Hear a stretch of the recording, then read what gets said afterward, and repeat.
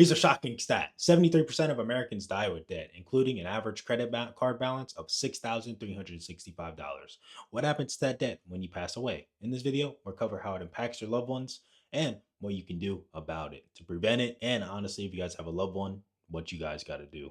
I'm making this video because recently I passed away. So welcome to this video where we'll explore what happens to your credit card debt after you pass away. It's a topic no one likes to talk about, but understanding it can save your loved one stress and confusion. So let's dive into it. And it honestly making this video for people that are curious, because me personally, I was curious on this topic too. So let's clear a myth. Your credit card debt doesn't vanish when you die. It's usually handled by your estate. But there are cases where others may be responsible, will break it all down. Your estate is everything you leave behind: your home, car, bank accounts, debts, anything.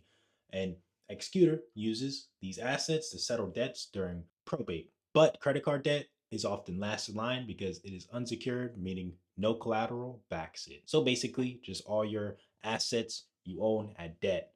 So in most cases, your estate pays debt, but if you have a joint account or cosigner, they're on the hook. In community property states like California or Texas, your spouse might be responsible for marital debts. Authorized users, though, are usually safe. So, kind of like a little summary. So, your joint account holders and your spouse basically are mainly liable, and co-signers as well, but authorized users are not liable but can't use the credit card anymore basically. So if you live in one of these 9 community property states, your spouse could be responsible for your credit card debt even if they didn't sign for the card. Each state's rules differ, so legal advice is key. So honestly, get in touch with a lawyer or something like that to make sure you guys don't get caught with this debt, and or your significant other won't get caught in this debt. But these are the states below, so keep that in mind. And this is just a little FYI, man. If you guys get married, just understand what debts they have, assets, just everything that they have in total. Understand who you're marrying and what they have and what you can be reliable for if something does happen, because things always happen. So if your estate runs out of money, credit card companies often have to eat those losses because credit cards debt is unsecured. Your family won't have to pay out of pocket, and assets like retirement accounts or life insurance usually are safe. So this is kind of why your credit card has high interest, because they're taking a risk that you won't die basically in short.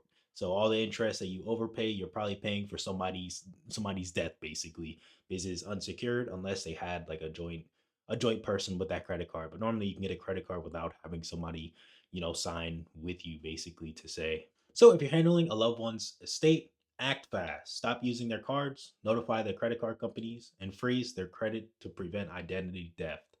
Checking their credit report helps you find all accounts. A lawyer can guide you through the tricky situations. So yeah, man, basically don't use the card. I don't know why you would, unless it's like, a significant other. Notify. Notifying is better just to let them know, hey man, this guy died. You might not get your money back, basically. And you can use, Credit Karma, annualcreditreport.com, and just find all the open accounts they have actively. So you can ease the burden on your family by planning ahead. Pay off credit card debt, avoid co-signing, and consider life insurance or trust to protect these assets. A will ensures your wishes are followed and simplifies the process overall. But in, in general, you can't really plan when you die, and that's understandable. But people of old age, if you're old, just don't get into credit card debt at all, because you could die any second. No offense.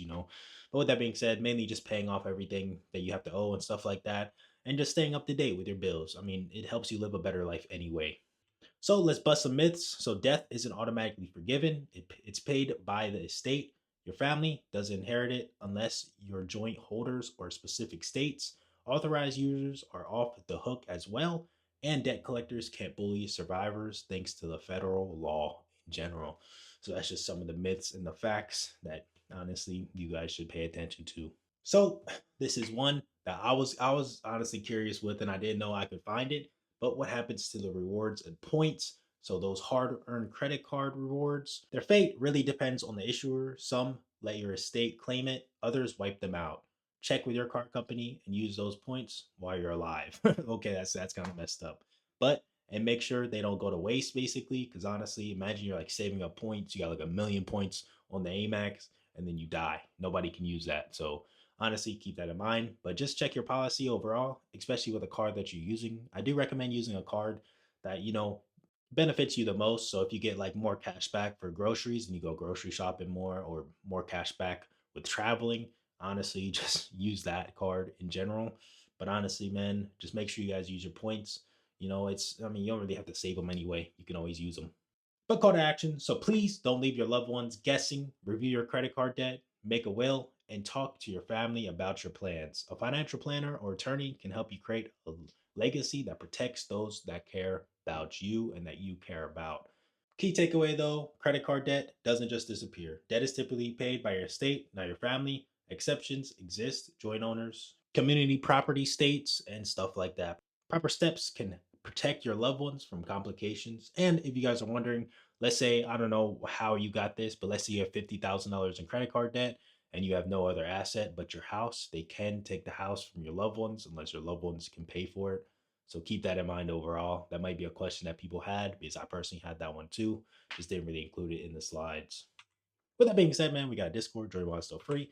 Put a lot of time and effort in these videos. This was just a fun little video I wanted to make. And I was personally curious myself, and honestly think other people are as well. So thanks for watching. Smash the like button, subscribe. Let's get to 500 subs, and I'll see you guys in the next one. Peace out.